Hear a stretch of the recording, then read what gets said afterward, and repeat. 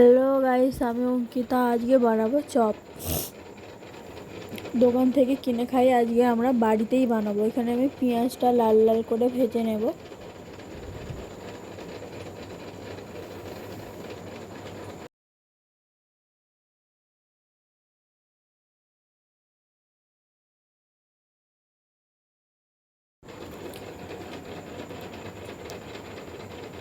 এখানে দিয়ে দেব পেঁয়াজটা ভেজে নিয়ে নুন, হলুদ গুঁড়ো দিয়ে ভালো করে নেড়ে আমি এখানে আদা রসুন গ্রেট করে নিয়েছিলাম, সেটা দিয়ে দেবো। তোমরা চাইলে বেটেও নিতে পারো বা মিক্সিতে পেস্ট করেও নিতে পারো। এখানে লঙ্কার গুঁড়ো দিলাম, তারপরে আলুটা সিদ্ধ করা আলুটা দিয়ে দিলাম। দিয়ে ভালো করে নেড়ে একটু খুন্তি দিয়ে ঘেঁটে ঘেঁটে মাখা মাখা মতন করে লাবিয়ে নেব।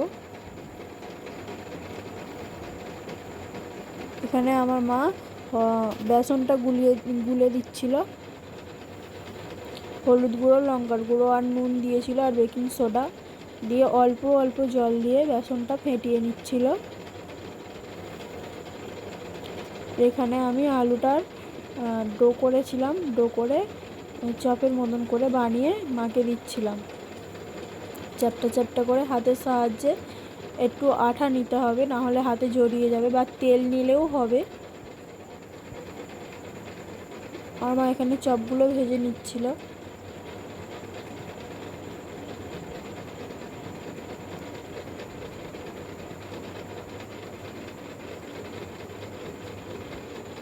আমাদের এখানে চপ ভাজা কমপ্লিট।